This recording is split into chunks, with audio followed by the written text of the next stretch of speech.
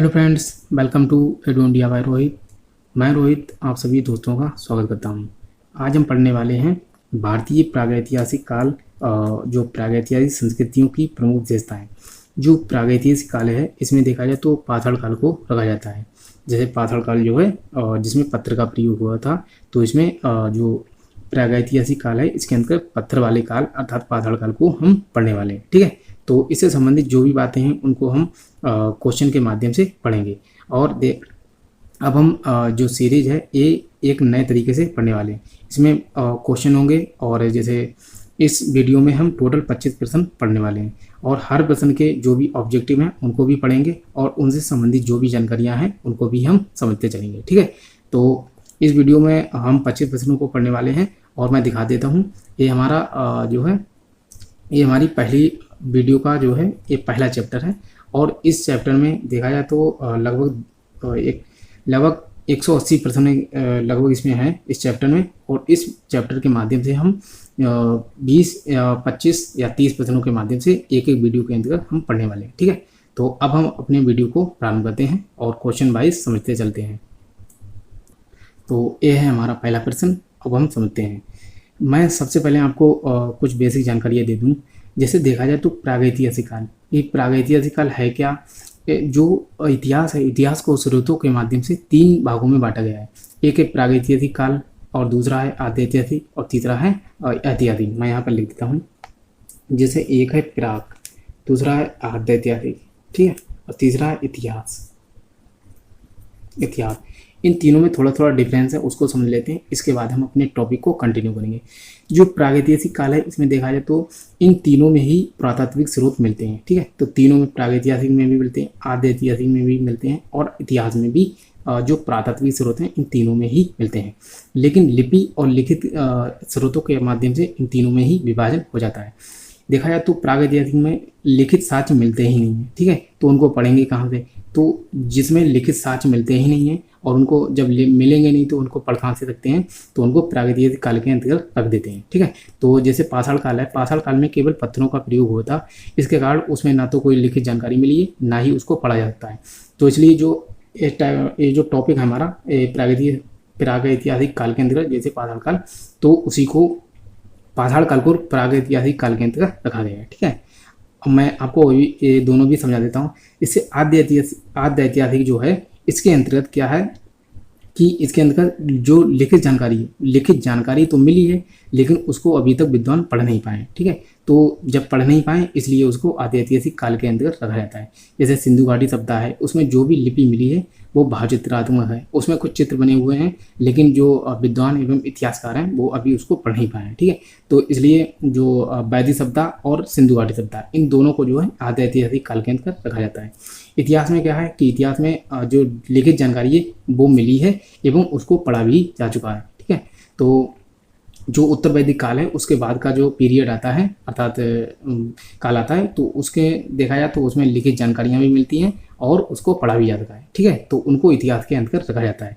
अब मैं एक बार फिर से बता देता हूँ, प्राग ऐतिहासिक काल के अंतर्गत उनको रखा जाता है जिसमें लिखित जानकारियाँ मिली भी नहीं है और ना ही उनको पढ़ सकते हैं, तो इसके अंदर पाषाण काल को रखते हैं।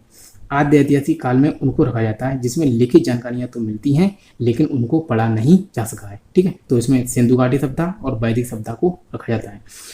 इतिहास के अंतर्गत जो लिखित जानकारियाँ मिलती भी हैं और उनको पढ़ा भी जा चुका है। ठीक है, तो इतिहास के अंतर्गत उनको रखा जाता है। आशा करता हूँ इन तीनों बातों को आप अच्छे से समझे होंगे। मैं आपको और भी बता देता हूँ, इसके बाद हम अपने प्रश्न को कंटिन्यू करेंगे। जो प्रागैतिहासिक काल है इसके बारे में जो जानकारी है सबसे पहले रॉबर्ट ब्रूसफोर्ड ने दी थी। तो उनको प्रागैतिहासिक काल का मतलब प्रागैतिहासिक का पिता भी कहा जाता है। अर्थात जनक पूछा जाए या पिता पूछा जाए कि प्रागैतिहासिक के जनक कौन है, तो आप उत्तर देंगे रॉबर्ट ब्रूसफोर्ड। ठीक है, तो रॉबर्ट ब्रूसफोर्ड जो है प्रागैतिहासिक काल के पिता भी कहे जाते हैं। अब हम अपने प्रश्न को समझते हैं, उसके बाद मैं आपको बीच में भी कंटिन्यू करके जो भी महत्वपूर्ण जानकारियां हैं उनको बताते चलाऊंगा। ठीक है, तो पहला प्रश्न है, समझते हैं। बाह्य लक्षण जो नव पाषाण काल की विशिष्टता नहीं है। मैं आपको थोड़ी थोड़ी बातें बता दूं जिससे आप समझ पाएंगे। जो इसमें दिया गया कि घर्षक एवं पालिश युक्त उपकरण, मध्य उपकरण कुल्हाड़ी। जो पुरा पाषाण काल था, पुरा पाषाण काल इसके बाद होता है मध्य पाषाण काल, इसके बाद नव पाषाण काल। जो पाषाण काल है उसको 3 भागों में बांटा गया था, ठीक है। तो 3 भागों में जो बांटा गया था, इसमें बात करते हैं तो पुरापाषाण काल में बहुत बड़े बड़े पत्थरों के माध्यम से हथियार एवं औजार बनाए जाते थे। और जो मध्य पाषाण काल जब आया तो उसमें जो है माइक्रोलिथ अर्थात छोटे पत्थरों का प्रयोग होने लगा था। और जो अब नव पाषाण काल आया तो उसमें घर्षक एवं पालिश युक्त उपकरणों का प्रयोग होने लगा था, अर्थात जो औजार होते थे वो पालिश युक्त होते थे, जिससे कि शिकार को मारने में बहुत ही आसानी होती थी। तो ये इसकी विशेषता है, ठीक है। दूसरा इसमें ये पूछा गया कि बहल अचल जो नव पाषाण काल की विशेषता नहीं है, अर्थात जो है वो हमारा नहीं होगा, ठीक है। तो अभी हम पढ़ लेते हैं। मध्य ऊपर कुल्हाड़ी, कुल्हाड़ी देखा जाए तो एक पुरापाषाण काल में भी प्रयोग हुई थी। जैसे इसके साक्ष्य जो मिलते हैं अत्रंबक्कम, जो कि तमिलनाडु में एक स्थल है, उसमें इसके साक्ष्य मिलते हैं। तो जो पुरापाषाण काल में भी इसके स्थल मिलते हैं, पुरापाषाण काल में भी इसके साक्ष्य मिलते हैं एवं नव पाषाण काल में भी मिलते हैं। तो देखा जाए तो इसमें क्या पूछा कि बहल लचड़ जो नव पाषाण काल की विशेषता नहीं है, तो यही नहीं है, ठीक है। तो ये उत्तर होगा हमारा। और देखा जाए बाकी तो ये सभी विशेषता हैं, ठीक है। तो ये मैंने जो पहला बताया था इसकी विशेषता है, तो ये नहीं होगा। पिछले युगों की तुलना में मृदभांड निर्माण कला में उल्लेखनीय प्रगति।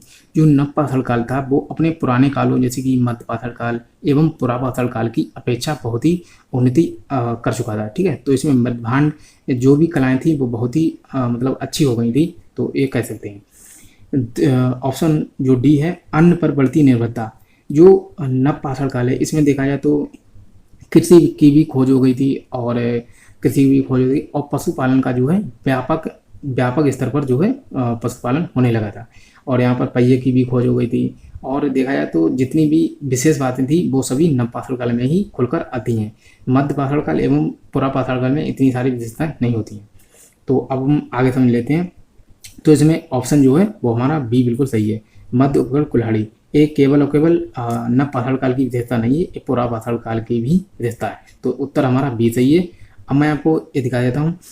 आरपीएससी कॉलेज लेक्चरर 2016 में आया है। अब इसके बारे में नव पाषाण काल के बारे में अब हम देख लेते हैं कि क्या क्या विशेष बातें हैं, ठीक है। इसमें दिया गया कि नव पाषाण काल मानव प्रौद्योगिकी के विकास की एक अवधि थी, जिसकी शुरुआत मध्य पूर्व 9500 ईसा पूर्व से मानी जाती है। लगभग देखा जाए तो 10,000 बीसी से लेकर जो है 1000 बीसी के बीच जो है एक काल माना जाता है, ठीक है। तो इसीलिए लगभग में है, तो आप समझ सकते हैं। इसमें जो भी विशेषता थी कि घर्षण एवं पालिश उपकरण इसमें मिलने प्रारंभ हो गए थे। पिछले युगों की तुलना में मृदभांड निर्माण कला में उल्लेखनीय वृद्धि हुई थी, ये भी ठीक है। अन्न पर बढ़ती निर्भरता, ये भी ठीक है, क्योंकि अन्न पर देखा जाए तो जो समाज था वो स्थायी होने लगा था, जिसके कारण अन्न पर लोग निर्भर होने लगे थे। और इसमें कृषि की भी प्रधानता होने लगी थी, जिसके कारण जो मनुष्य है वो अन्न पर निर्भर होने लगा था। पशुओं को पालना, तो मैंने बताया आपको कि जो मध्य पाषाण काल है इसमें पशुपालन प्रारंभ हो गया था। जो पशुपालन की व्यावहारिक शुरुआत है वो मध्य पाषाण काल से ही प्रारंभ होती है, लेकिन जो व्यापक स्तर पर पशुपालन होता है वो नव पाषाण काल में ही होता है। तो ये भी इसकी विशेषता है। कृषि की भी खोज हो गई थी। एक स्थान पर टिककर जीवन बिताने के आधार पर ग्राम समुदायों की शुरुआत इत्यादि रही है, तो ये भी इसकी विशेषता है, ठीक है। और भी मैं आपको दिखा देता हूँ कि इसमें क्या क्या बातें हुई। तो जो है मध्य उपकरण कुल्हाड़ी को ही नहीं माना जा सकता, क्योंकि कुल्हाड़ी का प्रयोग इससे पहले पुरापाषाण काल में भी हो रहा था। तो यही इसकी विशेषता थी। अब हम नेक्स्ट क्वेश्चन को पढ़ लेते हैं कि इसमें क्या बातें हैं, ठीक है। तो मैं आपको दिखा देता हूँ कि ये कौन से एग्जाम में आया हुआ। निम्नलिखित में से कौन सा कथन भारत में पुरापाषाण काल के विषय में असत्य है। जो पुरापाषाण काल है इसके विषय में कौन सा ऑप्शन असत्य है। पुरापाषाण कालीन अर्थात असत्य मतलब गलत है, ठीक है। तो आप इसको भी समझ सकते हैं कि असत्य अर्थात इनमें से कौन सा विकल्प है जो कि पुरापाषाण काल के संबंध में गलत है। पुरापाषाण कालीन समस्त स्थल भारत में मिले हैं, ये बिल्कुल ठीक बात है। पुरापाषाण कालीन स्थल गंगा और सिंधु के कछारों से सर्वाधिक संख्या में मिले हैं, हाँ ये भी बात ठीक है। पुरापाषाण कालीन स्थल मारवाड़ और मेवाड़ से प्राप्त हुए हैं, ये भी ठीक है। और देखा जाए तो ऑप्शन डी डबाना में सांगी तालाब से पूर्व पुरापाषाण कालीन से उत्तर पुरापाषाण कालीन सामग्री के स्थल मिले, तो ऑप्शन डी जो है यही गलत है। यहाँ से जो है सांगी तालाब से पूर्व पुरापाषाण कालीन जो है केवल और केवल नहीं मिले, ठीक है।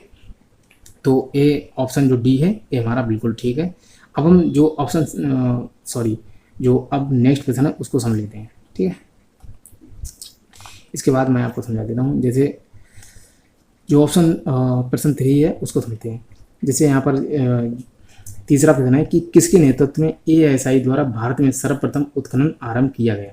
जो ASI अर्थात जो ASI है इसमें आर्कोलॉजिकल सर्वे ऑफ इंडिया अर्थात जो भारतीय पुरातत्व विभाग है द्वारा भारत में सर्वप्रथम उत्खनन आरंभ किया गया था, जो अलेक्जेंडर कनिंघम, ठीक है। तो अलेक्जेंडर कनिंघम के द्वारा जो है भारत में पुरातत्व विभाग जो है इसका प्रारंभ हुआ था। अब मैं आपको एक बात और बता दूं, जो अलेक्जेंडर कनिंघम है इनको भारतीय पुरातत्व विभाग का जनक कहा जाता है।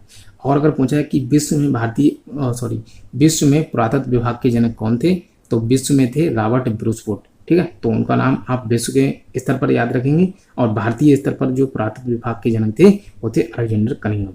और इन्होंने 1853 से लेकर 1856 के बीच जो है पाकिस्तान क्षेत्र का दौरा भी किया था और इन्होंने सिंधु घाटी सभ्यता एवं उसके बारे में भी कई सारी जानकारियां दी थी, ठीक है। अब इनसे संबंधित जो भी फैक्ट हैं उसको भी हम नीचे देख लेते हैं कि क्या क्या इनसे संबंधित प्रश्न है। मैं आपको दिखा देता हूँ, अब आप देख लीजिए। इसमें पढ़ते हैं इसको। ASI अर्थात आर्कोलॉजिकल सर्वे ऑफ इंडिया द्वारा भारत में सर्वप्रथम अलेक्जेंडर कनिंघम ने उत्खनन आरंभ करवाया था। मैंने आपको बताया कि 1853 से लेकर 56 के बीच जो है इन्होंने पाकिस्तान क्षेत्र का दौरा किया था और उसके माध्यम से सिंधु घाटी सभ्यता के बारे में भी इन्होंने बहुत सारी जानकारियाँ दी थी। भारतीय पुरातत्व सर्वेक्षण सांस्कृतिक विरासतों के पुरातत्वीय अनुसंधान तथा संरक्षण के लिए संगठन है। इसका प्रमुख कार्य राष्ट्रीय महत्व के प्राचीन स्मारक होते हैं एवं पुरातत्वीय स्थल होते हैं और अवशेषों का रखरखाव करना होता है। जो अगर हमसे पूछा जाए कि भारतीय पुरातत्व विभाग जो है एक किस विभाग के जो कौन सा विभाग है, कौन सा मंत्रालय है जिसके अंतर्गत आता है, जो भारतीय पुरातत्व विभाग है ये संस्कृति मंत्रालय के अंतर्गत आता है। ये किसी एग्जाम में पूछा गया था तो मैंने सोचा आपको बता दूं। आपसे पूछा जाएगा कि जो भारतीय पुरातत्व विभाग है एक भारत के किस मंत्रालय के अंतर्गत आता है तो संस्कृति मंत्रालय, ठीक है, जो कल्चरल डिपार्टमेंट है उसके अंतर्गत आता है। और अब इसमें आगे देखते हैं तो रखरखाव इसकी स्थापना 1861 में हुई थी। 1861 में जो ASI है अर्थात जो भारतीय पुरातत्व विभाग है इसकी स्थापना 1861 में हुई थी। और इसका मुख्यालय कहाँ है, तो इसका मुख्यालय नई दिल्ली में स्थित है, ठीक है। तो भारतीय पुरातत्व विभाग की स्थापना 1861 में हुई थी और इसका मुख्यालय नई दिल्ली में है और ये संस्कृति मंत्रालय के अंतर्गत आता है। और भारतीय पुरातत्व विभाग के जो जनक हैं वो अलेक्जेंडर कनिंघम को माना जाता है, ठीक है। और पूरी दुनिया में अगर किसे पूछा जाए कि पूरी दुनिया में पुरातत्व विभाग के जनक कौन है, तो रॉबर्ट ब्रूसफोर्ड, ठीक है। तो उनका नाम भी याद रखेंगे। और मैं आपको एक और बता दूं, पूरी दुनिया का जो संग्रहालय होता है जैसे जिसमें मानव संग्रहालय से संबंधित जो भी बातें जो भी पुरातत्व साक्ष्य होते हैं वो पूरी दुनिया में अगर पूछा जाए कि उसका संग्रहालय कहाँ है, पूरी दुनिया में विश्व में जो मानव संग्रहालय है वो है कोपेनहेगन संग्रहालय जो कि डेनमार्क में है। तो आप उसको भी याद कर लें।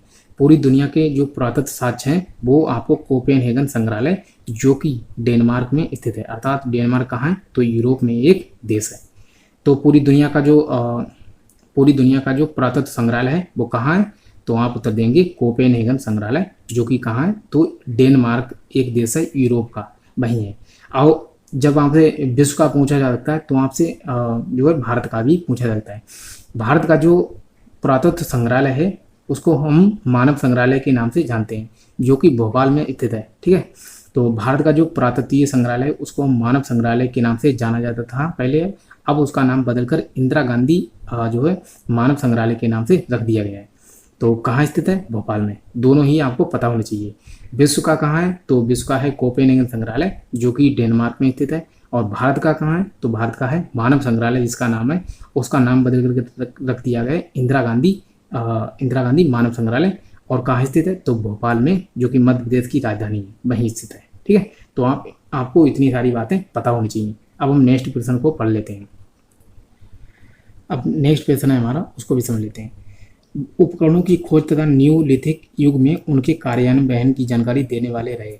देखा जाए तो सबसे पहले जब पाषाण काल की खोज हो रही थी तो विद्वान जितने भी पुरातात्विक विद्वान थे वो सभी खोज पर लगे हुए थे। तो सबसे पहले अगर देखा जाए, आपसे पूछा जाए कि सबसे पहले जो है किसके साक्ष्य मिलने प्रारंभ हुए थे, तो नव पाषाण काल के ही सबसे पहले जो है साक्ष्य मिलने प्रारंभ हुए थे। एक पुरातत्ववेता थे, उनका नाम थे प्राइम रोज, उन्होंने ही सबसे पहले नव पाषाण काल के बारे में जानकारी दी थी। उनके बाद जो थे ले मेजुरायर जो है इनका नाम आता है। तो मैं आपको फिर से प्रश्न बता देता हूँ। उपकरणों की खोज एवं नियोलिथिक युग को हिंदी में कहा जाता है जो है नव पाषाण काल, ठीक है। इंग्लिश में इसको कहता है नियोलिथिक युग। तो नियोलिथिक एज या इसके नाम से जाना जाता है और इसको हिंदी में नव पाषाण काल कहते हैं। तो ये इंग्लिश वर्जन में लिखा हुआ है। तो उपकरणों की खोज एवं नियोलिथिक युग में उनके कार्यान्वयन की जानकारी देने वाले रहे।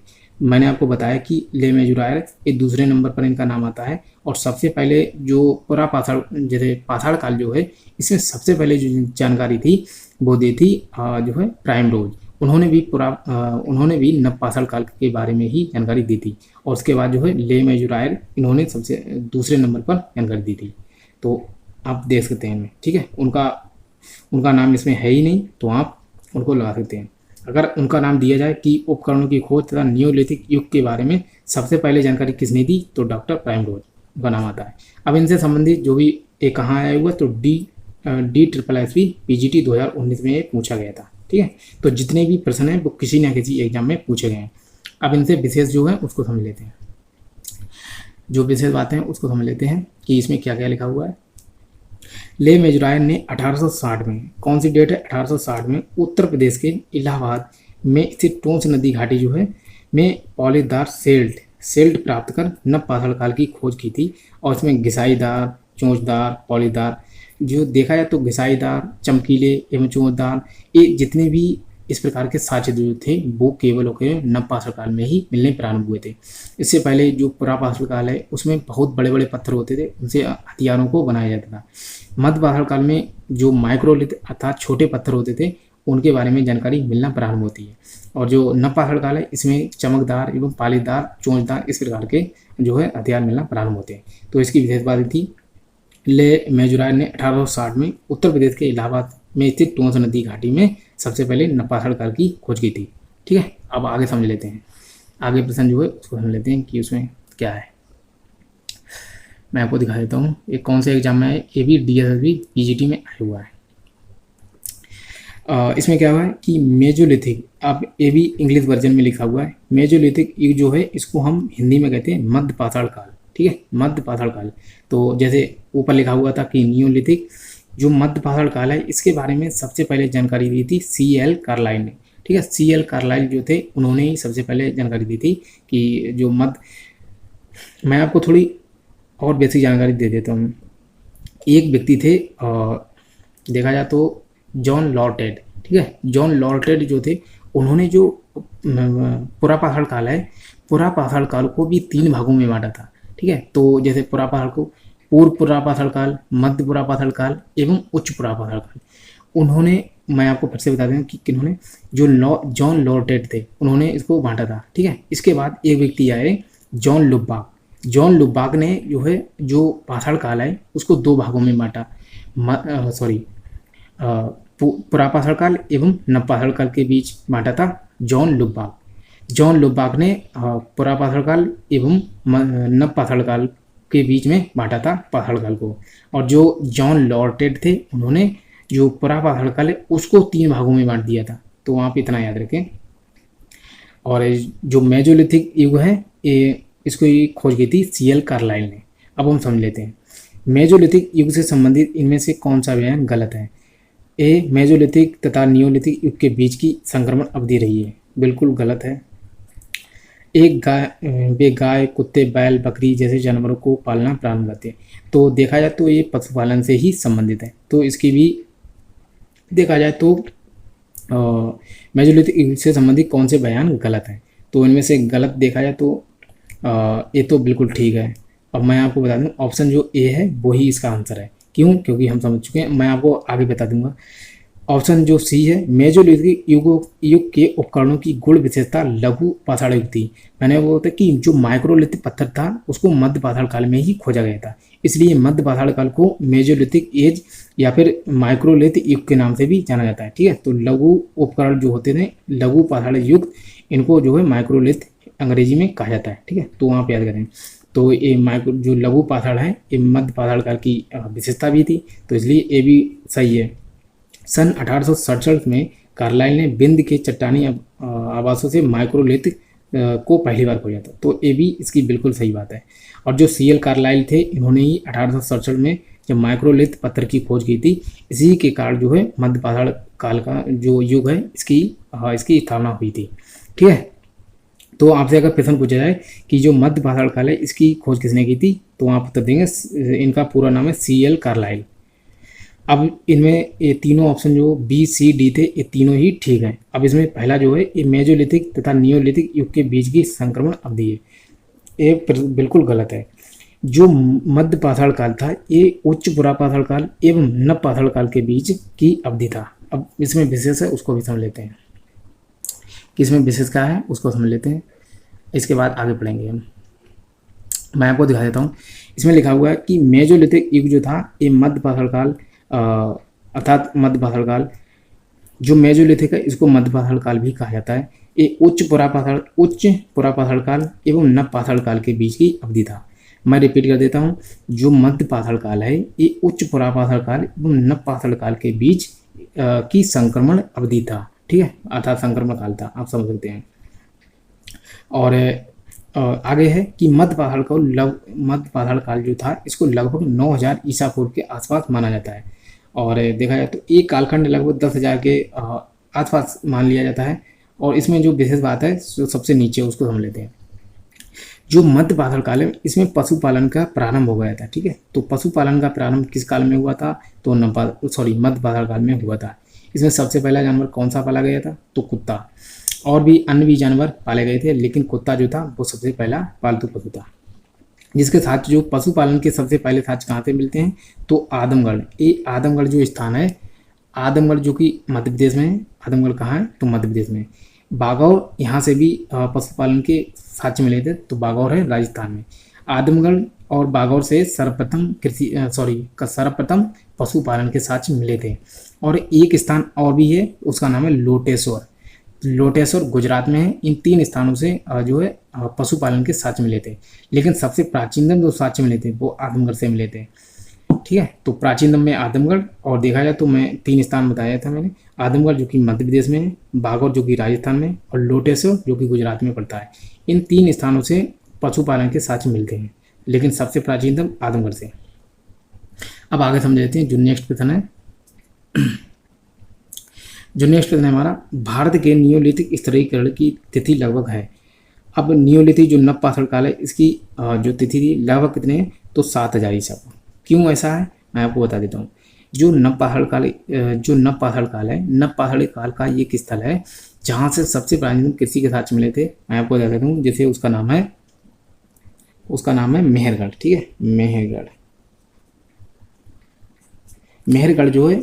मेहरगढ़ इसकी बात करें तो मेहरगढ़ से कृषि के सबसे प्राचीनतम साक्ष्य मिले थे, और ये 7000 ईसा पूर्व मिले थे। ठीक है, 7000 प्राचीन मतलब 7000 ईसा पूर्व इसके साक्ष्य मिले थे। ठीक है, तो इसीलिए भारतीय नियोलिथिक स्तरीकरण की जो तिथि है वो 7000 ईसा पूर्व मानी जाती है। अब मैं आगे आपको दिखा दूंगा ये कौन से एग्जाम में आया हुआ है, तो DSSS PGT 2019 में आया हुआ है। अब आगे समझ लेते हैं इसमें क्या क्या विशेष बातें उनको भी देख लेते हैं, क्योंकि इनको भी समझते चलेंगे और इनसे एक अच्छी समझ बनती जाएगी। विश्व स्तरीय संदर्भ में नव पाषाण युग जो था इसको 9000 ईसा पूर्व के लगभग प्रारंभ माना जाता है। वहीं भारतीय उपमहाद्वीप में जो मेहरगढ़ है, मैंने अभी आपको बताया भी था, मेहरगढ़ से प्राप्त नव पाषाण कालीन जो बस्ती थी अर्थात इसको 7000 ईसा पूर्व रखा गया है। और यहीं से जो नव पाषाण काल का जो मेहरगढ़ है, मेहरगढ़ कहाँ है, तो बलूचिस्तान में स्थित है, और बलूचिस्तान जो कि पाकिस्तान में स्थित है। तो मेहरगढ़ से सबसे प्राचीनतम साक्ष्य मिले थे, लेकिन नवीनतम मैंने आपको शुरुआत में बताया कि तो जो सबसे प्राचीनतम अगर पूछा जाए कि नवीनतम खोज के अनुसार सबसे प्राचीनतम साक्ष्य कहाँ से मिले कृषि के, तो वो है लहुरा देव। और लहुरा देव कहाँ है, तो लहुरा देव है संत कबीर नगर उत्तर प्रदेश में। यहाँ से जो है 8000 ईसा पूर्व के साक्ष्य मिले कृषि के। ठीक है, तो कृषि के सबसे प्राचीनतम नवीनतम खोज के अनुसार साक्ष्य कहाँ से मिले थे, तो लहुरा देव कहाँ है, तो संत कबीर नगर उत्तर प्रदेश में स्थित है। मैं आपको बार बार इसलिए बोलता हूँ जिससे आपको रिकॉल हो जाए। और यहाँ पर हमारा उत्तर है ऑप्शन सी। और मेहरगढ़ जो कि बलूचिस्तान पाकिस्तान में स्थित है, और 7000 ईसा पूर्व इसके कृषि के साक्ष्य मिलते हैं। और मेहरगढ़ में किसी कौन सी फसल के साक्ष्य मिलते हैं, तो गेहूं एवं जौ, ठीक है, इनके साक्ष्य मिलते हैं। अब जो आगे प्रश्न है उसको समझ लेते हैं। जो नेक्स्ट प्रश्न है हमारा, सांबर प्रदेश के लवण सरोवर में पाए जाने वाले संग्रहों के कृषि योग्य बनाने की सूचना लगभग किसकी अवधि की है। तो इसकी बात करें तो लगभग 7000 से 6000 BC के बीच इसकी जो है लवण सरोवर के साक्ष्य मिलते हैं। अब हम आगे पढ़ लेते हैं। तो इसमें जो विशेष बात थी, राजस्थान के पुराने नमक झील सांबर, जो सांबर झील है ये नमक के लिए प्रसिद्ध है। तो सांबर के जमाव के अध्ययन से प्रतीत होता है कि लगभग 7000 से लेकर 6000 ईसा पूर्व के आसपास यहाँ पर पौधे लगाए जाते थे एवं कृषि कार्य प्रारंभ हो चुका था। तो इसकी विशेष बात थी, और इसके जो साक्ष्य थे वो 7000 से 6000 ईसा पूर्व के आसपास मिले थे। अब हम नेक्स्ट प्रश्न को समझ लेते हैं कि नेक्स्ट प्रश्न हमारा क्या है, ठीक है। तो इसमें इनमें से किस नियोलिथिक प्रदेश में हड्डियों से बनाए गए उपकरण और औजार अबाधित रूप से दिखाई पड़ने लगते हैं। तो इनमें से कौन सा ऑप्शन सही है उसको देखते हैं। ये बुर्जहोम जो है यहाँ से देखा जाए तो गर्तवास के साक्ष्य मिलते हैं एवं मानव के कुत्ते के साथ जो है दफनाए जाने के भी साक्ष्य मिलते हैं। बुर्जहोम के साथ साथ गुब्बा कराल एक स्थान है, वहाँ से भी गर्तवास एवं कुत्ते के दफनाए जाने के साक्ष्य मिलते हैं। लेकिन दूसरा चिरांद, जो चिरांद है यहाँ से भी जो है मानव की हड्डियों के साक्ष्य मिलते हैं, ठीक है। तो हड्डियों से औजार बनाए जाते थे, इसके भी साक्ष्य चिरांद से मिलते हैं। तो ये दो स्थल हैं, इलाहाबाद मेहरगढ़, इन दोनों से नहीं मिलते हैं। तो ऑप्शन जो सी है वो 1 और 2 इन दोनों से ही मिलते हैं, बुर्जहोम एवं चिरांद। तो option C is the right answer. अब हम इनसे जो विशेष बात है उसको समझ लेते हैं कि इनमें क्या क्या विशेष बातें हैं, ठीक है, क्योंकि इनको भी समझते चलेंगे। जो कश्मीर की जैसे बात करते हैं, कश्मीर की नवपाषाणकालीन संस्कृति की कई विशेषताएं हैं। इसमें देखा जाए तो गर्तावास, मृदभांड की विविधता, यहाँ पर विविध प्रकार के मृदभांड मिले थे। और मृदभांड क्या होते हैं, तो मिट्टी से जो भी बर्तन बने हुए होते हैं उनको मृदभांड कहा जाता है। पत्थरों के साथ साथ हड्डी के तरह तरह के औजार भी यहाँ से मिले थे। जैसे बात करें तो बुर्जहोम है और गुफा कराल है, ये नवपाषाणकालीन बस्तियाँ हैं अर्थात स्थल हैं, और ये दोनों के दोनों गुफा कराल और बुर्जहोम ये दोनों के दोनों मिले हैं जम्मू कश्मीर से, ठीक है। और यहाँ से गर्तवास के साक्ष्य मिलते हैं, मृदभांड के भी साक्ष्य मिलते हैं, और पत्थरों के साथ साथ हड्डी के बने भी औजार मिलते हैं। कहाँ से, तो गुफा कराल एवं जो है बुर्जहोम। आगे इसी बात में इसी तरह पटना, ये पटना जो कि बिहार की राजधानी भी है, इसके लिए चिरांद जो है, ये चिरांद बिहार में स्थित है। और चिरांद जो है ये सारण जिला है, सारण जिला है, इसी सारण जिला में ही चिरांद पड़ता है। और चिरांद जो कि गंगा घाटी में एक स्थान है जहाँ से हड्डी के उपकरण मिले हैं, ठीक है। तो यही प्रश्न में पूछा गया था कि हड्डी के उपकरण कहाँ कहाँ से मिले। तो बुर्जहोम, यहाँ पर बुर्जहोम था ऑप्शन में, और दूसरा चिरांद था। तो बुर्जहोम एवं चिरांद से हड्डी के बने हुए जो है साक्ष्य मिलते हैं। और यहाँ पर लिखा हो कि इस तरह कश्मीर के बुर्जहोम, गुफाकाल जैसे स्थानों के साथ चिरांद, इन तीनों से ही जो है जो हड्डी के बने हुए औजार हैं ये मिलते हैं, ठीक है। तो ये विशेष बात थी। अब हम आगे समझ लेते हैं, ठीक है। जो नेक्स्ट है उसको समझ लेते हैं। जो नेक्स्ट क्वेश्चन है उसको समझते हैं। यहाँ पर लिखा होगा कि चालकोलिथिक अर्थशास्त्र था, अर्थात ये कैसा था। चालकोलिथिक वर्ड को पहले डिफाइन करते हैं। ये जो चालकोलिथिक है इसको कहा जाता है हिंदी में ताम्रपाषाण काल, ठीक है। तो जो ताम्रपाषाण काल है, मैं आपको बता देता हूँ कि ताम्रपाषाण काल जो है इसको 21 काल के बाद आया था। जो पाषाण काल है इसको 4 भागों में समझ सकते हैं। पहले मैं बता देता हूँ। जो पाषाण काल था उसको पुरापाषाण काल, मध्य पाषाण काल एवं नवपाषाण काल में बांटा गया था। जब ये तीनों ही काल समाप्त हो गए, इसके बाद एक काल आया था, जब नवपाषाण काल समाप्त हो रहा था उसके बाद आया था ताम्रपाषाण काल। इसको ही अंग्रेजी में चालकोलिथिक कहा जाता है, ठीक है। तो चालकोलिथिक जो अर्थव्यवस्था थी, क्योंकि पूरा का पूरा जो पाषाण काल था, पाषाण काल को अगर पूरा होल पैकेज देखें तो पूरा का पूरा जो पाषाण काल था ये एक ग्रामीण था, ठीक है। तो यहाँ पर ये साधारण सा उत्तर था। ये DSSS PGT में पूछा गया है। अब आगे समझ लेते हैं, आगे जो भी बातें हैं उनको भी देख लेते हैं, इसके बाद प्रश्न को। चालकोलिथिक अथवा ताम्रपाषाण काल की संस्कृतियों में मानव पत्थर, तांबे के उपकरण तथा का साथ साथ प्रयोग करते थे। जो चालकोलिथिक काल था इसमें क्या था कि इसमें सबसे ज़्यादा जो प्रयोग हुआ था औजार वो तांबा के ही बने हुए होते थे। तो इसलिए इसको ताम्रपाषाण काल के नाम से भी जाना जाता है, ठीक है। और ये ग्रामीण अर्थव्यवस्था थी, तो ग्रामीण अर्थव्यवस्था के रूप में जाना जाता है। अब आगे समझ लेते हैं, जो भी प्रश्न है उसको देखते हैं कि क्या है।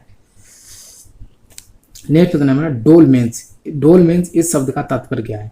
जो डोलमेंस है इसकी यदि बात करें तो गड़े हुए मुर्दों पर निर्मित, जो गड़े हुए मुर्दों पर निर्मित समाधियां हैं, इसका यही अर्थ है। और एक ये DSSC PGT 2019 में पूछा गया था कि डोलमेंस इस शब्द का तात्पर्य क्या है, तो आपका उत्तर होना चाहिए गड़े हुए मुर्दों पर निर्मित समाधियां, इसका यही उत्तर है। ठीक है, तो इसको आप समझ सकते हैं। अब आगे समझ लेते हैं जो भी बातें हैं। तो नेक्स्ट है हमारा निश्चित कथन ए, इसमें कथन दिया हुआ है और दूसरा दिया है कार्ड। ठीक है, कथन ए है, कार्ड आर है। अब दोनों में जो भी बातें हैं उसको समझते हैं। नियोलिथिक अर्थात जो नव पहाड़ काल था कि लोग पहाड़ी प्रदेशों से दूर अपने रहने के ठिकाने बना चुके थे। अर्थात देखा जाए तो नव पहाड़ काल जो था, इसमें क्या था कि जब कृषि की खोज हो गई थी, जो यहाँ के मानव थे नव पहाड़ काल के, वो सभी किसानी अर्थात जो कृषि थी उसको करने लगे थे। ठीक है, तो कृषि करने लगे, तो इसके कारण तो पहाड़ों पे तो कृषि कर नहीं सकते, तो इसीलिए वो पहाड़ी प्रदेशों से दूर अपने रहने के ठिकाने बना चुके थे। ये बिल्कुल कथन ठीक है। कार्ड जो है नियोलिथिक अर्थात नव पहाड़ काल के लोग पत्थर से बने उपकरण और शस्त्र पर पूरी तरह, ये जो पूरी तरह वर्ड यूज हुआ है ये गलत है। लेकिन हाँ इतना जरूर कहते हैं कि पत्थर और जो पत्थर एवं शस्त्र पत्थरों से बने उपकरण एवं शस्त्र पर आधारित तो थे, लेकिन पूर्ण रूप से नहीं थे। ठीक है, तो पूरी तरह इसी पर आधारित थे, तो इस मतलब गलत हो जाता है। तो इसमें क्या है कि ये तो बिल्कुल ठीक है, लेकिन आर गलत है। ठीक है, option C is the right answer.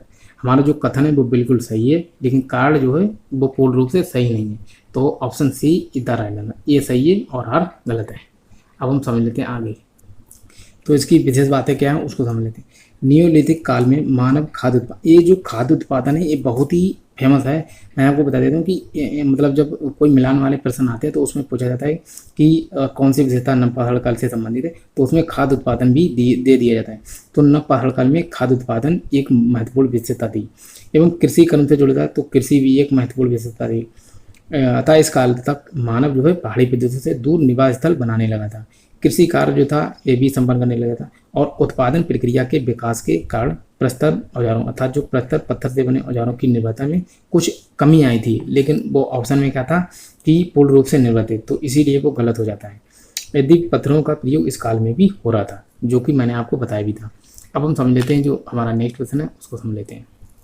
Next question है हमारा कि जो है आदिम मानव द्वारा सीखा गया पहला विषय कौन था? चक्र का निर्माण, पशुओं को पालना, व्यवस्थित जीवन निर्भर करना, आग को तैयार करना। तो इसमें जो ऑप्शन है हमारा वो बिल्कुल ठीक है, और ये DSSC PGT 2019 में पूछा गया था। ये जितने भी प्रश्न हैं वो किसी ना किसी एग्जाम में, और ये सभी के सभी उच्च एग्जाम हैं। ठीक है, जैसे DSSC PGT जो है दिल्ली में आयोजित होता है PGT, और पराई स्नातक वाली ये परीक्षाएं होती हैं, और जैसे TGT PGT GIC एवं LD ग्रेड जो भी हैं, और MP असिस्टेंट जो भी असिस्टेंट प्रोफेसर होते हैं उनसे संबंधित ये सभी इनमें जो है प्रश्न आए हुए थे, उन्हीं को मैंने इस वीडियो में लिया है और उन्हीं को हम पढ़ने वाले हैं। ठीक है, तो ये सभी महत्वपूर्ण प्रश्न हैं। तो इसमें क्या हमारा होता था कि आदिम मानव जो द्वारा सीखा गया पहला विषय कौन था? तो पशुओं को पालना। चक्र का निर्माण ये भी नव पहाड़ काल में, व्यवस्थित जीवन निर्वहन ये भी नव पहाड़ काल की विशेषता थी। आग को तैयार करना, आग की खोज जो है देखा जाए तो अगर आग की खोज पूछी जाए तो वो पुरा पहाड़ काल की मतलब विशेषता थी। इसके बाद आग का धीरे धीरे प्रयोग होने लगा, लेकिन व्यवस्थित रूप से जो आग का तैयार करना था वो नव पहाड़ काल में ही इसका प्रयोग होता। ठीक है, तो आगे देख लेते हैं जो इसमें दिया हुआ कि पशुपालन का आरंभ मध्य पहाड़ काल से ही माना जाता है, जबकि शेष अन्य विषय जो है नव पहाड़ काल से संबंधित है। जो पशुओं को मैंने बताया था कि पशुपालन जो है इसी का व्यावहारिक प्रयोग जो है वो मध्य पहाड़ काल में हुआ था, अदरवाइज ये सभी जो है नव पहाड़ काल की ही विशेषता है। अब हम आगे समझ लेते हैं और समझते हैं कि आगे जो प्रश्न है, होमो सेपियंस से जातीय रूप से भिन्न आरंभिक मानव नुमा जीवी को समानता कहते हैं। तो जो होमो सेपियंस से जातीय रूप से भिन्न था आरंभिक मानव जो था, इसमें होमिनिड के नाम से भी जाना जाता है। और जब ये मानव से संबंधित बातें पूछी गई तो मैं आपको बता देता हूँ, जो पृथ्वी पर सबसे पहला मानव जिसकी बारे में जानकारी मिलती है उसका नाम था रामापिथेकस। ठीक है, रामापिथेकस पृथ्वी पर अवतरित पहला मानव के रूप में जाना जाता है, जिसके साथ कहाँ मिलते हैं तो अफ्रीका से मिलते हैं। और इसके बाद दूसरा आया था ऑस्ट्रेलोपिथेकस, ठीक है। ऑस्ट्रेलोपिथेकस अफ्रीकन इसका पूरा नाम था। ऑस्ट्रेलोपिथेकस अफ्रीकन जो मानव था इसी को आदि पूर्वज माना जाता है, ठीक है। तो आदि पूर्वज किसको माना जाता है? ऑस्ट्रेलोपिथेकस अफ्रीकन को आदि पूर्वज माना जाता है। लेकिन जो पृथ्वी पर अवतरित पहला मानव था उसका नाम था रामापिथेकस। रामापिथेकस ये जंगलों में रह गया था, जिसके कारण इसको आदि पूर्वज नहीं माना जाता है। लेकिन मैंने गलत बोल दिया, जो रामापिथेकस है ये जंगलों में रह गया था, जिसके कारण इसको आदि पूर्वज नहीं माना जाता। लेकिन जो ऑस्ट्रेलोपिथेकस था ये दोनों ही अफ्रीका में मिले थे। लेकिन जो ऑस्ट्रेलोपिथेकस था उसको जो है आदि पूर्वज भी माना जाता है, और ये जंगलों से बाहर आया। और इसके जो साक्ष्य हैं वो दक्षिण अफ्रीका के ट्रांसवाल क्षेत्र है, वहाँ से एक टोंग नामक स्थान है, वहाँ से जो है ऑस्ट्रेलोपिथेकस के साक्ष्य मिलते हैं। और जो सिंथ्रोपस, सिनांथ्रोपस और पिथेकियांथ्रोपस, ठीक है, ये दोनों तो देखा जाए तो सिनांथ्रोपस जो है इसको कहा जाता है जो है पैकिंग मानव, और जो पिथेकियांथ्रोपस है इसको कहते हैं जावा मानव। जावा मानव के साक्ष्य मिले थे जो है जावा द्वीप इंडोनेशिया से, और जो सिनांथ्रोपस है इसके साक्ष्य मिले थे पैकिंग मानव, पैकिंग जो कि चीन में है, ठीक है। तो चीन यहाँ जो पैकिंग मानव था उसको कहते हैं सिनांथ्रोपस, और जो जावा मानव था उसको कहते हैं पिथेकियांथ्रोपस। ये दोनों ही इरेक्टस प्रजाति के मानव थे, ठीक है। तो ये होमो इरेक्टस प्रजाति के मानव थे। और मानव पूछा जाता है कि वह कौन सा मानव था जो सबसे पहले सीधा खड़ा हुआ था, तो जहाँ इरेक्टस जिसका नाम था होमो इरेक्टस प्रजाति का मानव था, ठीक है। होमो इरेक्टस प्रजाति का जो मानव था ये इसके दोनों ही देखा जाए तो ये दोनों मानव जो हैं उसके भाग हैं, मतलब होमो इरेक्टस से ही संबंधित ये दोनों प्रजाति के मानव थे, सिनांथ्रोपस एवं पिथेकियांथ्रोपस, ठीक है। तो इन दोनों को आप समझ सकते हैं। वह मानव जो सर्वप्रथम पहली बार देखा गया था तो उसका नाम था रामापिथेकस, जो कि अफ्रीका में मिला था। वह मानव जो आदि पूर्वज माना जाता है ऑस्ट्रेलोपिथेकस अफ्रीकन्स। वह मानव जो सबसे पहले सीधा खड़ा हुआ था तो होमो इरेक्टस प्रजाति का। और मैं आपको और भी बता दें, वह मानव जिसने सबसे पहले हाथ से औजार बनाए थे तो उसका नाम था होमो हैबिलिस। और भी बहुत सारी बातें हैं। और वह मानव जो आधुनिक मानव है होमो सेपियंस की प्रजाति का, उसको कहते हैं क्रोमैग्नन, ठीक है। तो उसको भी मैंने आपको बता दिया। और आगे समझ लेते हैं लेकिन इसका उत्तर कौन सा था? तो इसका उत्तर था होमिनिड। नेक्स्ट है, इसको समझ लेते हैं। निम्नलिखित में कौन सा नव पाथरकाली जो स्थल है राख के टीले के नाम से जाना जाता है? राख के टीले जो हैं ये दक्षिण भारत की विशेषता है, और दक्षिण भारत में ही सबसे पहले जो राख के टीले हैं ये मिले थे। तो नव पाथरकालीन ये सभी स्थल थे और दक्षिण भारत से मिले थे। इसमें जो ऑप्शन है जैसे गुफा कराल से गर्तवास के साक्ष्य मिले थे, जो कि जम्मू कश्मीर में स्थित है। पल्लवा जो है यहाँ से ये आंध्र प्रदेश में स्थित है। पल्लवा और एक है उतनूर, इस दोनों स्थलों से जो है राख के टीले मिले थे। सैन्यूर चिरान, ये चिरान जो है यहाँ से हड्डी के बने हुए औजार मिले थे, जो कि हम पीछे पढ़ भी चुके हैं। तो यहाँ पर जो उत्तर होगा हमारा ऑप्शन सी। और मैं आपको विशेष बातें हैं उनको भी समझा देता हूँ कि इसमें क्या क्या बातें हैं। तो दिखा देता हूँ मैं आपको कि इनमें क्या क्या बातें हैं। इसमें दिया गया कि दक्षिण भारतीय नव पाथरकाली बस्तियों की मुख्य विशेषताओं में से एक थे राख के टीले, ठीक है। राख के टीले ये मिलते थे। और दक्षिण भारत के पल्लवाय जो कि आंध्र प्रदेश में, उतनूर ये भी आंध्र प्रदेश में, इन दोनों स्थानों से ही राख के टीले मिले थे। पिकली हिल, ब्रह्मागिरी, मास्की, इन तीनों स्थानों से भी जो है राख के टीले मिले थे, ठीक है। लेकिन ये तीनों के तीनों कहाँ थे? तो कर्नाटक में। ये तीनों थे कर्नाटक में। उतनूर और पल्लवाय ये दोनों थे आंध्र प्रदेश में। इन पांचों स्थलों से राख के टीले मिले हैं। पल्लवाय और उतनूर ये दोनों थे आंध्र प्रदेश में। पिकली हिल, ब्रह्मागिरी एवं मास्की ये तीनों थे कर्नाटक में। यहाँ से भी राख के टीले मिले हैं। और ये RPSC अर्थात राजस्थान पब्लिक सर्विस कमीशन 2018 में पूछा गया था, तो इसीलिए ये प्रश्न जो है बहुत ही महत्वपूर्ण हो जाता है। अब आगे प्रश्न देख लेते हैं कि क्या है। ये भी RPSC में पूछा गया था, इसको देख लेते हैं।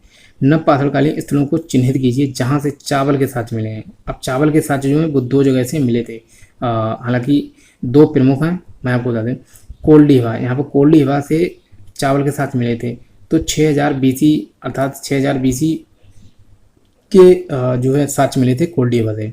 6000 ईसा पूर्व के साक्ष्य मिले थे कोल्डियवा से, जहाँ जो कि उत्तर प्रदेश के इलाहाबाद में स्थित है। ठीक है, तो कोल्डियवा कहाँ स्थित है? उत्तर प्रदेश के इलाहाबाद मतलब जिला में, उत्तर प्रदेश के इलाहाबाद में स्थित है। और इलाहाबाद में स्थित है, यहाँ से 6000 ईसा पूर्व प्राचीन चावल के साक्ष्य मिले थे। उतनूर, अभी हम पढ़ चुके हैं कि उतनूर से क्या मिला था? तो राख के टीले मिलते हैं उतनूर से। मेहरगढ़, मेहरगढ़ से कृषि के 7000 ईसा पूर्व जो है 7000 ईसा पूर्व साक्ष्य मिलते हैं कृषि के, यहाँ से मेहरगढ़ से। मेहरगढ़ कहाँ है? तो बलूचिस्तान पाकिस्तान में स्थित है। और गेहूं एवं जौ के साक्ष्य मिले थे मेहरगढ़ से। मेहरगढ़ भी पढ़ चुके हैं। उतनूर क्या विशेषता है उसे भी समझे। अब एक कोल्डियवा और महगड़ा, हालांकि महगड़ा बहुत कम ही पूछा जाता है, लेकिन कोल्डियवा और महगड़ा इन दोनों स्थानों से चावल के साक्ष्य मिले थे। और इसी के साथ मैं आपको एक और भी बता दूँगा। अब यहाँ पर पहले ऑप्शन उत्तर देख लेते हैं। जो 1 और 3 इसमें है, तो 1 और 3 है ऑप्शन डी में, तो option D is the right answer हमारा। और मैं आपको अभी बता देता हूँ, जैसे इसमें विशेष बातें थी, दिखा देता हूँ एक बार। बेलन घाटी, जो बेलन घाटी है ये उत्तर प्रदेश में स्थित है। और यहाँ से नव पाषाणकालीन स्थल मिले, कोल्डिवा से चावल के साथ मिले और महगड़ा से भी मिले चावल की खेती के प्रमाण। एक स्थान है जो कि देखा जाए तो नवीनतम खोज के अनुसार सबसे प्राचीन कृषि के साक्ष्य कहाँ से मिलते हैं? तो लहुरा देव, लहुरा देव जो कि संत कबीर नगर उत्तर प्रदेश में स्थित है। ये जो भी बड़े बड़े एग्जाम होते हैं, जैसे कि यूपीएससी के, आईएएस, पीसीएस या बीपीएससी, इस प्रकार से जो भी एग्जाम होते हैं उनमें अगर पूछा जाएगा कि कृषि के सबसे प्राचीनतम साक्ष्य कहाँ से मिलते हैं, तो लहुरा देव से। और अगर जो छोटे एग्जाम होते हैं जैसे कि रेलवे, ग्रुप डी, इस प्रकार से, तो उनमें आपको मेहरगढ़ ही आपको ऑप्शन में दिया जाएगा। तो इसमें है किस क्षेत्र, अब नेक्स्ट प्रश्न को हम समझ लेते हैं। जो बातें थी उसको हमने समझ लिया था। किस क्षेत्र में नव पाषाण युगीन मानव भूमिगत गड्ढों में रहता था? अर्थात भूमिगत गड्ढे, मानव जो है भूमिगत, अर्थात भूमि के अंदर गड्ढा खोदकर जो है मानव रहता था। तो मैंने आपको बताया भूमिगत गड्ढों में मानव जो रहता था, इसको कहते हैं गर्तावास। गर्तावास अर्थात गड्ढे के अंदर रहना को ही गर्तावास कहा जाता है। तो इसके साथ कहाँ कहाँ से मिले थे? गोपा कराल जो कि जम्मू कश्मीर में स्थित है, और बुरजहोम वो भी जम्मू कश्मीर में स्थित। इन दोनों स्थानों से जो है इसके साथ मिले थे। तो देखो यहाँ पर दिया गया है, तो ऑप्शन जो कश्मीर है यही इसका आंसर है। और मैं आपको दिखा देता हूँ, कश्मीर क्षेत्र के नव पाषाणकालीन स्थलों बुरजहोम एवं गोपा कराल, इन दोनों स्थानों से ही गर्तावास के साथ मिले थे। और इनके साथ साथ जो है मानव की जो देखा जाए तो मानव के साथ कुत्तों को दफनाए जाने के भी साक्ष्य मिले थे बुरजहोम एवं गोपा कराल थे। और यहाँ से हड्डियों के साथ जैसे देखा जाए हड्डियों से बने हुए औजार भी मिलते हैं बुरजहोम एवं गोपा कराल थे। तो अब हम आगे देख लेते हैं। तो यदि हम बात करें तो अब देखा जाए तो काफ़ी बड़ी वीडियो हो गई है, जिसमें हमने काफ़ी मतलब प्रैक्टिस की है। इसके माध्यम से आगे के जो प्रश्न हैं उनको हम नेक्स्ट वीडियो में पढ़ेंगे। ठीक है, तो उनसे संबंधित जो भी जानकारियाँ होंगी उसको हम आगे वीडियो में पढ़ेंगे। और आशा करता हूँ कि इस वीडियो को आप इसका लाभ उठाएंगे और इससे संबंधित जो भी फैक्ट हैं उनको आप समझ पाए होंगे। और इनसे आगे का जो प्रैक्टिस सेशन है वो हम नेक्स्ट वीडियो में करेंगे। तो मिलते हैं नेक्स्ट वीडियो में। इस वीडियो को आनंद उठाएं। जय हिंद, वंदे मातरम।